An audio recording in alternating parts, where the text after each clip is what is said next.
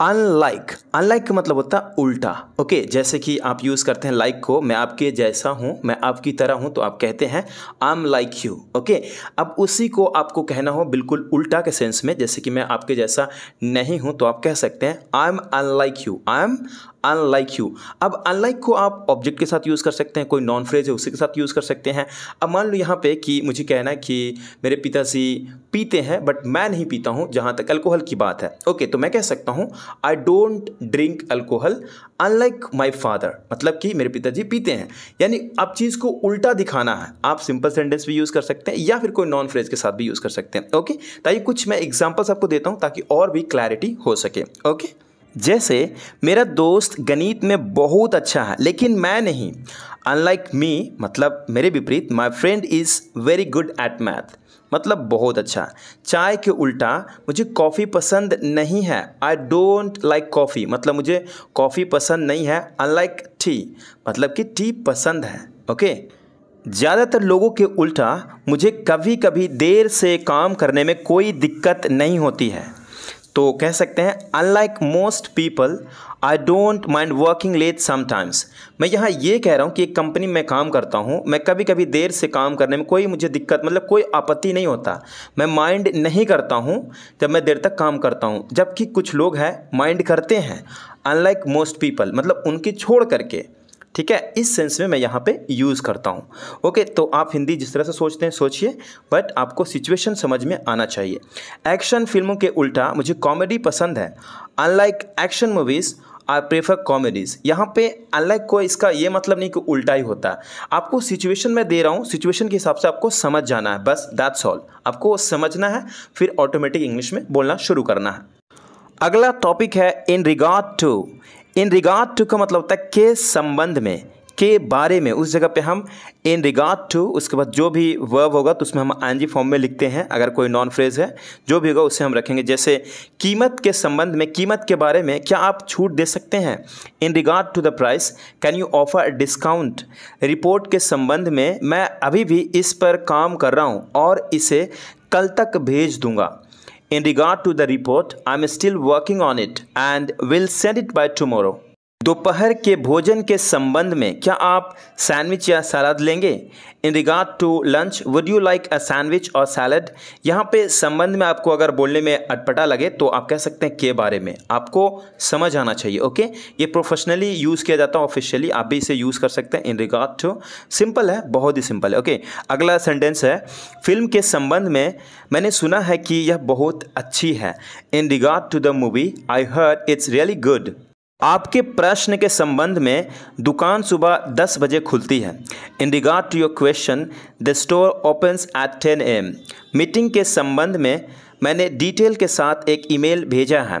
In regard to the meeting, I have sent out an email with the details. At the most, ज़्यादा से ज़्यादा, simple है। Eight the most आप क्या कर लोगे, ज़्यादा से ज़्यादा आप क्या कर लोगे, तो उस जगह आप कहेंगे eight the most what will you do. ज़्यादा से ज़्यादा आप क्या करोगे, ज़्यादा से ज़्यादा इसकी कीमत 100 रुपया होगी। Eight the most it will cost 10 rupees.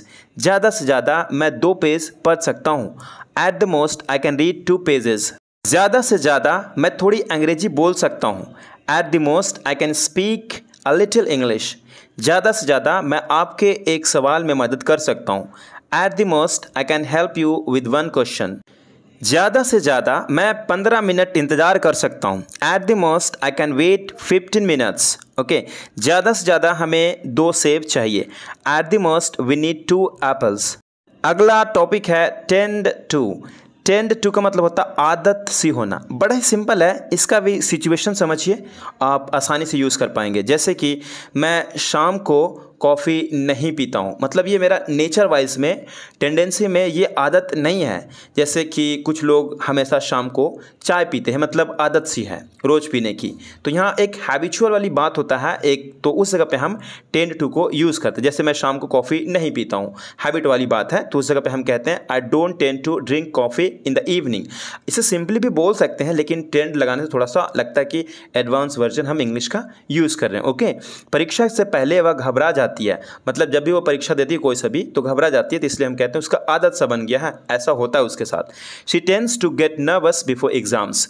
Okay, तो टेंड टू को बड़ा ही सिंपली आप यूज़ कर सकते हैं। टेंड का सेकंड फॉर्म टेंडेड होता है, ठीक है, और फर्स्ट फॉर्म में अगर कोई ही शीट नेम है तो उसमें एस जाहिर सी बात है लगाएंगे ही लगाएंगे। ओके, मैं काम पर जाने के लिए बस लेता हूँ। I tend to take the bus to work. आप सिंपली भी बोल सकते हैं, लेकिन टेंड मतलब कि एक हैबिट वाली बात हो रहा है, एक टेंडेंसी वाली बात हो रहा है, तो हम यहाँ पे टेंड लगा देते हैं, सिंपली है। ओके, हम शुक्रवार को घर पर फिल्म देखते हैं। We tend to watch movies at home on Fridays. Guys, इसी तरीके से आपको प्रैक्टिस तो करना पड़ेगा। आप मान लो कि कॉन्सेप्ट क्लियर कर लिए हो लेकिन प्रैक्टिस नहीं कर पा रहे हो, कई सारे सेंटेंसेस नहीं बना पा रहे हो। कई सारे स्टूडेंट के साथ ये भी होता है कि उसे पता हो गया कॉन्सेप्ट लेकिन वो ट्रांसलेट नहीं कर पाएंगे, मतलब सेंटेंस ऑफ फॉर्मेशन नहीं कर पाते हैं। इसीलिए मैं कहता हूँ आपको प्रैक्टिस करना बहुत ज़रूरी है। गाइस, यदि आप 600 से प्लस एडवांस्ड इंग्लिश स्ट्रक्चर्स का ई बुक चाहते हैं, सारा का सारा स्ट्रक्चर्स जो मैं अभी पढ़ा रहा हूँ इस वीडियो में, सभी इस ई बुक में आपको मिल जाएगा। और तो और जो भी मैं यूट्यूब पे पढ़ा चुका हूँ सभी स्ट्रक्चर्स इसमें मिल जाएंगे। और तो और कम से कम 5 एग्जाम्पल्स मिलेंगे, ठीक है।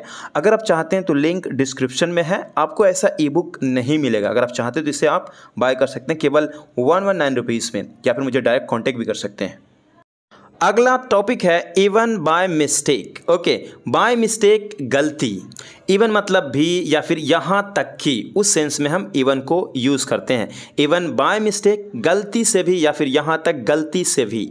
सिंपल है, मिस्टेक मतलब गलती, बाय मतलब से, इवन मतलब यहाँ तक कि या फिर भी। सिंपल। अब इसे हम यूज़ करेंगे सेंटेंस के अंदर, जैसे गलती से भी मेरा फ़ोन मत छू लेना। Even by mistake don't touch my phone. गलती से भी मेरा कप से मत पीना। Even by mistake don't drink from my cup. खिड़की मत खोलो, गलती से भी बारिश हो रही है। मतलब कि खिड़की मत खोलो, गलती से भी बारिश हो रही है बाहर, ऐसा हम कहना चाहते हैं तो कह सकते हैं don't open the window, even by mistake it's raining outside. It's raining ऐसे हम कह सकते हैं। कृपया पौधों को पानी दे दो, गलती से भी भूलना मत, तो कह सकते हैं please water the plants, even by mistake don't forget it. गलती से भी मेरा लंच मत खाना। Even by mistake don't eat my lunch. Even by mistake don't eat my lunch. रात में अपना फ़ोन चार्ज कर लेना, गलती से भी भूल मत जाना, भूलना मत। Okay, charge your phone at night, even by mistake don't forget it. Okay, don't forget it. Guys, जब आप इंग्लिश बोलते हैं तो विद इमोशन बोलिए, आपको उसके अंदर में इमोशन लाना पड़ेगा। ये नहीं simply don't forget even by mistake, ऐसे नहीं, आपको इमोशन के साथ इंग्लिश बोलना है ताकि सुनने में अच्छा लगे, लोग कहे कि हाँ ये बंदा इंग्लिश बोल रहा है, ये बंदी इंग्लिश बोल रही है। ओके, आपको ऐसा इंग्लिश बोलना है। सभी के साथ अच्छा व्यवहार करो, गलती से भी रूड मत बनो। Be nice to everybody, everyone, even by mistake, don't be rude. देर मत करो गलती से भी। Don't be late, even by mistake. Initially मतलब शुरुआत में। गाइस, इन सब जानने के बाद आपको इंग्लिश बोलने में थोड़ा आसान हो जाता है, क्योंकि आपको हर एक स्ट्रक्चर मिल जाता है, हर एक प्रकार का सेंटेंस आप बोल सकते हैं, फॉर्मेशन कर सकते हैं, आप इंग्लिश बोल सकते हैं। इनिशियली या फिर एट द बिगिनिंग मतलब शुरुआत में। ओके, जैसे शुरुआत में मुझे नहीं पता था कि क्या करना है। Initially I wasn't sure what to do. पता नहीं था मतलब निश्चित नहीं था, श्योर नहीं था। शुरुआत में काम मुश्किल लग रहा था लेकिन अभ्यास से आसान हो गया। Initially the task seemed difficult but it got easier with practice. शुरुआत में मैं यूरोप के यात्रा करना चाहता था लेकिन अब मैं एशिया के बारे में सोच रहा हूँ। Initially I wanted to travel to Europe but now I am considering Asia. यहाँ पे आई कंसिडर एशिया कह सकते हैं बट स्पोकन में चलता है, हालांकि ये आईएनजी फॉर्म में कंसिडर नहीं करता, but you can use it, no worries. Okay, शुरुआत में मुझे लगा कि यह महंगा है लेकिन यह सेल पर था, मतलब सेल में लगा था। Initially I thought it was expensive but it was on sale. शुरुआत में मैं प्रेजेंटेशन देने के बारे में घबराया हुआ था लेकिन यह अच्छा गया। I was initially nervous about giving the presentation, but it went well. Next one is inwardly. Inwardly का मतलब होता है मन ही मन, अंदर ही अंदर। उस जगह पे inwardly को यूज़ करिए। मन ही मन मैं खुश था। Inwardly I was happy. Inwardly I was happy. वह मन ही मन उससे असहमत थी। She inwardly disagreed with him. मन ही मन मैं टेस्ट को लेकर घबराया हुआ था। Inwardly I was nervous about the test.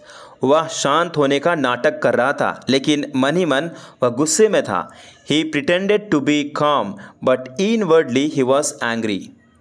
मन ही मन मुझे पता था कि मैंने गलती की है। Inwardly I knew I had made a mistake. यानी पहले पार्ट को हम पास्ट में कहें, इसीलिए सेकंड पार्ट पास्ट में कही गई है। इस बात को मैं हमेशा कहता हूँ। ओके, मैं मन ही मन वह अच्छी खबर की उम्मीद कर रही थी। Inwardly she was hoping for good news.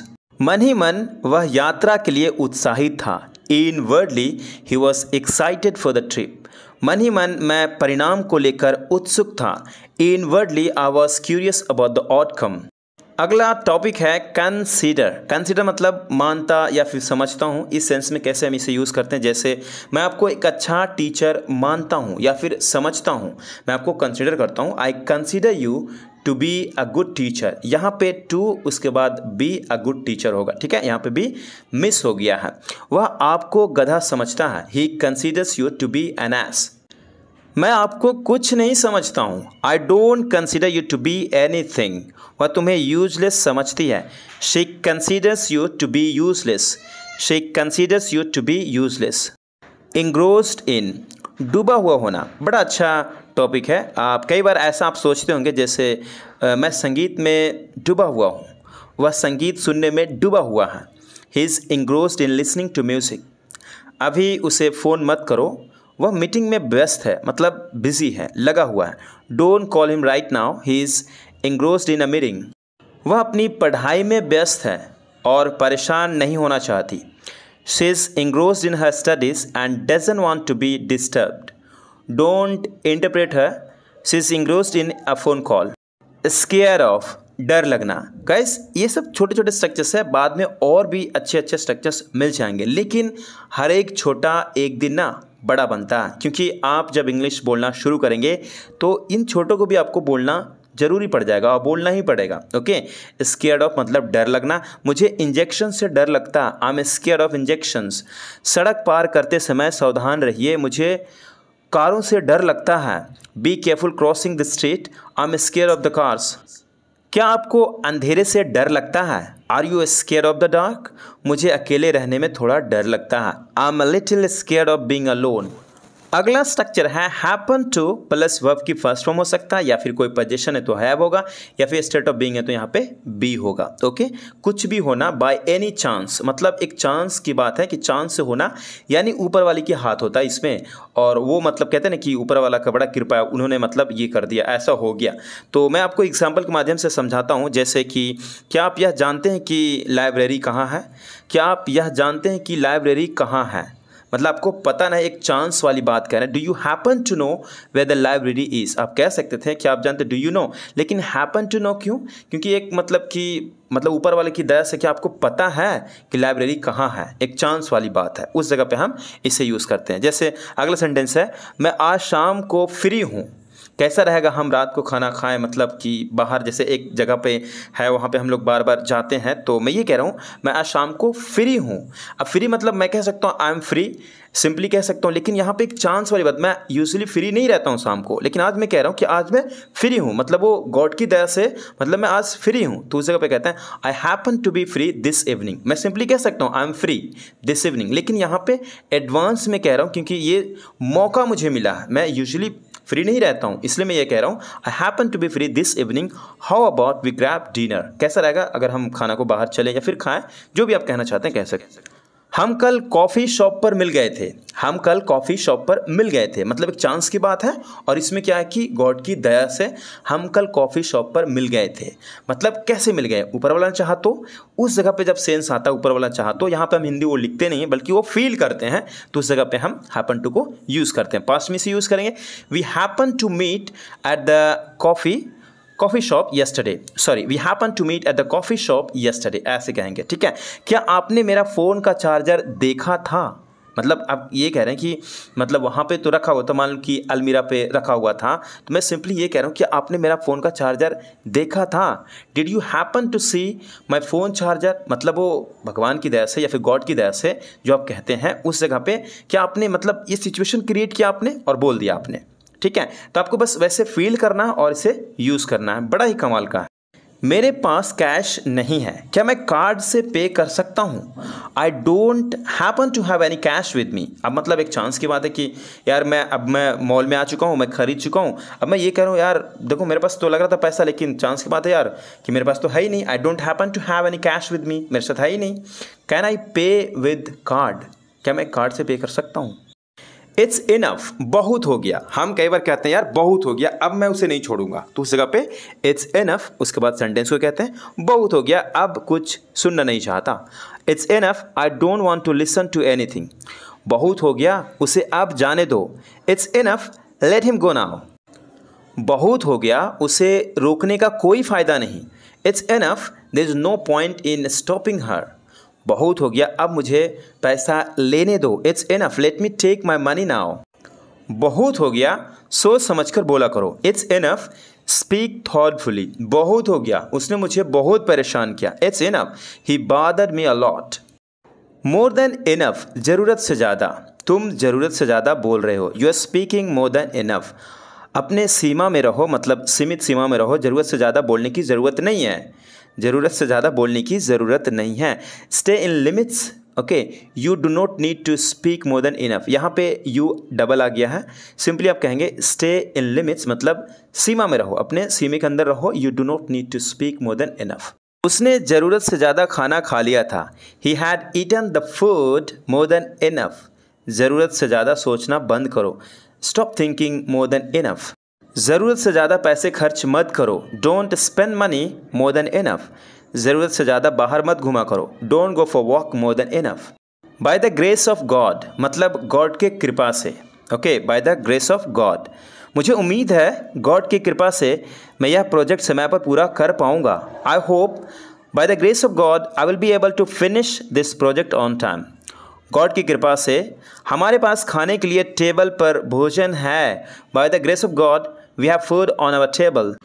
God के कृपा से मेरा एक प्यारा परिवार है। By the grace of God I have a loving family.